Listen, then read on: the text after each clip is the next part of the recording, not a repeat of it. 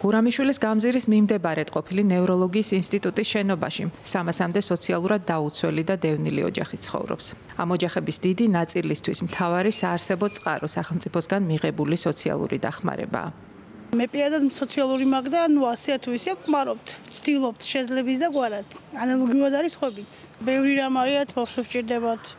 მაგალითად, ტანსაცმელი არის აქ რამოდენიმე ოჯახი, რომელსაც მართლა სჭირდება დახმარება, ტანსაცმელია, საჭმელია. აქვე ეზოში 4 მცირეწლოვანი ბავშვის ბებიას ვკითხეთ, რამდენად აკმაყოფილებს არასრულწლოვანთა საჭიროებებს სახელმწიფოსგან მიღებული დახმარება. საკმარისი ნამდვილად არ არის. ცოტა კი არა, ბევრი ყველაფერი აკლიათ, მაგრამ ვცდილობთ იმყოფოთ. პლუს რაღაცებს დამატებით კიდე დავდივარ სამუშაო თუ გამოჩნდა. სახის გამოჩენის წინააღმდეგი შვილიდან გამომდინარე ვარ, ყოველთვის არ სურს, რომ ამ თემებზე ვისაუბრო. 9 სართულიან კორპუსში, სადაც ბავშვები, მოხუცები და შეზღუდული შესაძლებლობის მქონე პირებიც ცხოვრობენ. ვიდეო კამერასთან ღიად საუბარს ბევრიერიდება. სოციალური არის ჩვენი მართლა საარსებო, ეს თუ არ იყოს მე არ ვიცი როგორ უნდა გაზარდო შვილები. ხორცებზე და ამისა და რაღაცებზე ზედმეტია ლაპარაკი, ხო. თან ბავშვები მაინც ან მაღაზიასთან გაიული ახლოს, ან რაღაცა იქ უნდა, იქ ნაყინი უნდა და საკვები, პამპერსი ყოველდღე გვინდა, წამალი. პრობლემებზე ყვება 9 წლის შეზღუდული შესაძლებლობის მქონე ბავშვის დედაც. მე ვერ ვტოვებ, ეხლა და ვერ მივდივარ, ვერ მუშაობ. ვართ ამ სოციალურზე და ბავშვის პენსიაზე. კაი თუ დატოვე და უშუალოდ ძიძა უნდა აიყვანო, ძიძას იმდენი უნდა 1.800 ლარი სულ ცოტა. თუ დარჩა კიდე ამ თანხაზე. კიდევ უფრო მძიმეა იმ ოჯახების მდგომარეობა, ვისაც სხვებთან შედარებით მაღალი ქულების გამო მხოლოდ უფასო სასადილო საკვებით სარგებლობა შეუძლია. ყვება გვაქვს დღეში 1 პური 2 სულზე. და ყვებაზე დაგვაყენეს იმ ქულით, რაც მოგვანიჭეს. ჯანდაცვის სამინისტროში, სააგენტოებში, გამგეობაში პასუხს ვერავინ ვერ მცემს. რატომ მომდის ამდენი ქულა? ყველა ამბობს, რომ მე შემოვდივარ თქვენს მდგომარეობაში, მაგრამ რომ გამცემ პასუხი, რატომ ეს ქულა და არა თქვა ნაკლები, ხო? ვერავინ ვერ იძლევა პასუხს. ყველა ამბობს, რომ ამას ითქმის კომპიუტერი.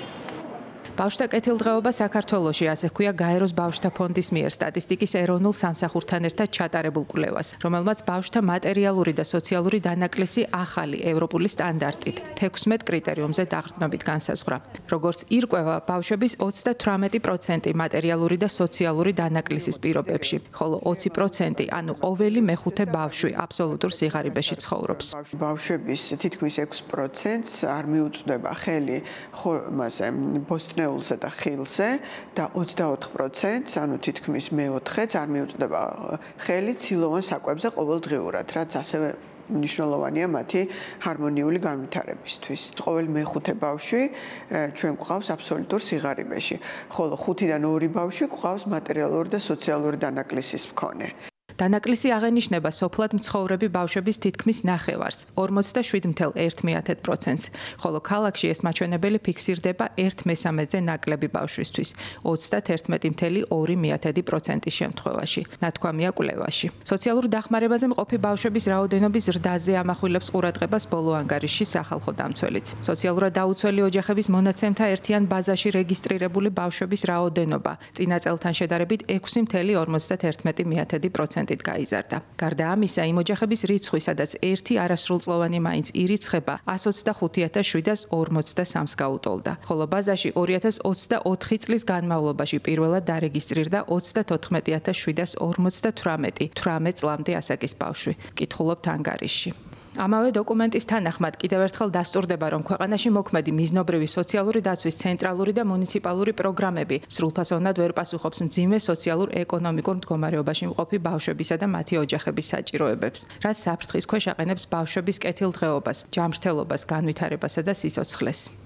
სოციალურ დაუცველთა ბაზაში საქართველოს მოსახლეობის 34%-ია რეგისტრირებული, თითქმის 1,200,000 ადამიანი მიმართავს სოციალური შემწეობის მიღების თხოვნით და აქედან 18%-ზე მეტი, 18.6% იღებს სოციალურ დახმარებას, რაც დაახლოებით 700,000 ადამიანამდე ადის.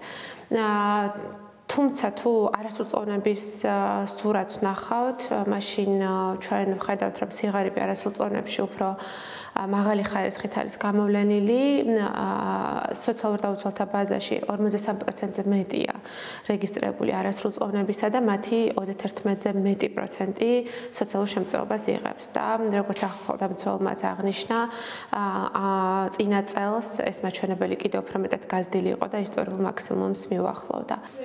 სახელმწიფო სოციალურად დაუცველ 16 წლამდე ასაკის ბავშვებს ყოველთვიურად 200 ლარს უხდის. 16-დან 18 წლამდე მოზარდებისთვის კი ეს თანხა 30-დან 60 ლარამდე მერყეობს და იმ ქულების რაოდენობაზეა დამოკიდებული, რომელსაც მათ ოჯახებს სოციალური აგენტი ანიჭებს.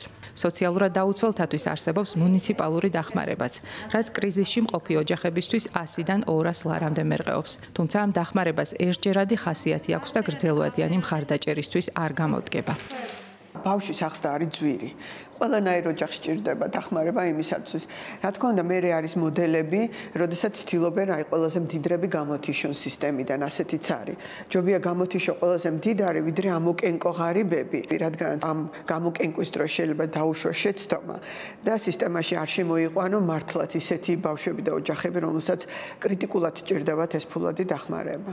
ბავშვთა სიღარიბის თემაზე კითხვებით ჩვენ ჯანმრთელობისა და სოციალური დაცვის სამინისტროსაც მივმართეთ, მაგრამ მათგან პასუხი არ მიგვიღია. სახელმწიფო ხედავს ბავშვს როგორც პრიორიტეტულ ჯგუფს, რომელსაც უნდა დაეხმაროს. შეგვიძლია ვიმსჯელოთ იმაზე, რამდენად ბევრია 200 ლარი თვეში, ხო, ვიცით რომ ბავშვს რამდენი საჭიროება აქვს და როგორი ძვირი არის პირველადი საჭიროების საგნები. თუმცა ასევე ჩვენ თვისობრივი კვლევაც ჩავატარეთ, მშობლებს ვესაუბრეთ. ყველა ამბობს, რომ ეს დახმარება რაღაცა სტაბილური მინიმალური დახმარებაც კი ძალიან მნიშვნელოვანია მათთვის. ამ დახმარებით არ არის აუცილებელი რომ ეს პირდაპირ ბავშვზე მიემართებოდეს, მაგრამ იხდიან ბინის ქირას მაგალითად. ბავშვის რაღაცა საჭიროებებს ფარავენ. ზოგი მშობელი იმასაც ამბობდა, რომ გადაიფიქრა საზღვარგარეთ წასვლა, რამდენადაც ეს ფული, ანუ მართალია მცირე, მაგრამ ეს ფული რაღაცა დადებითი მოვლენაა ოჯახისთვის და მნიშვნელოვანია. მეორე მხრივ ჩვენ შეგვიძლია ვილაპარაკოთ, რომ ფული მნიშვნელოვანი, მაგრამ არასაკმარისი დახმარება ოჯახებისთვის, რომელიც გაჭირვებაში ცხოვრობენ. ბავშვებს სჭირდებათ ასევე მომსახურებები, ხელმისაწვდომობა განათლების და ჯანმრთელობის სერვისებზე, ხელმისაწვდომობა მათი ასაკის შესაბამის წიგნებზე, რაც ძალიან ჭირს საქართველოში.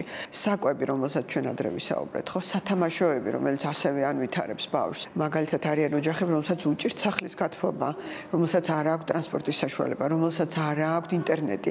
თანამედროვე ბავშვს ჭირდება, რომ კონდეს ხელმისაწვდომობა ინტერნეტთან და მიიღოს ის სასარგებლო ინფორმაცია, რომელსაც გვთავაზობს ინტერნეტი. ჩვენ სოციალური დახმარების სისტემას ისედაც ქონდა პრობლემა, რომ ის სრულად ვერ მოიცავდა სოციალური და მატერიალური დანაკლისის მქონე ოჯახებს და ბავშვებს. დაახლოებით 47% დანაკლისის მქონე ბავშვების სოციალურ შემწეობას არ იღებდა. ამიტომაც ნამდვილად ეს ზრდა ერთის მხრივ შეიძლება შეფასდეს როგორც პოზიტიური დინამიკა, რომ უფრო მეტი ბავშვი მოექცა სოციალური მხარდაჭერის სისტემაში, მაგრამ თუ ჩვენ შევხედავთ ისეთ სხვა პარამეტრებს, როგორიც არის განათლებაში უთანასწორობა, სერვისების წვდომაში უთანასწორობა, ვთქვათ, ქალაქებსა და რეგიონებს შორის, მაშინ ძალიან აშკარაა, რომ სინამდვილეში ჩვენ ვსაუბრობთ ისეთი სოციალური მხარდაჭერის სისტემაზე საქართველოში, რომელიც არ ეხმარება ოჯახებს სიღარიბის დაძლევაში. ჩვენ ამის უკან ვხედავთ პოლიტიკურ დაინტერესებას რეჟიმის, რომ მას მუდმივად ყავდეს მასზე ჩამოკიდებული ოჯახები, რომელთა პოლიტიკურ კონტროლს სწორედ აი შემწეობების ინსტრუმენტით იცდილობს. ბუნებრივია, რომ ეს აღმაშფოთებელია, ხო, სახელმწიფო უნდა იყოს პირიქით მიმართული იმაზე, რომ მას გააძლიეროს მოქალაქეები, დაიცვას მათი სოციალური უსაფრთხოება, ღირსება, ამოიყვანოს სიღარიბიდან და არა ჩატოვოს ამ სიღარიბეში, აი ამ მიზერული შემწეობის რაოდენობით და ის მათი პოლიტიკური კონტროლის და მათი პოლიტიკური ნების კონტროლისთვის გამოიყენოს.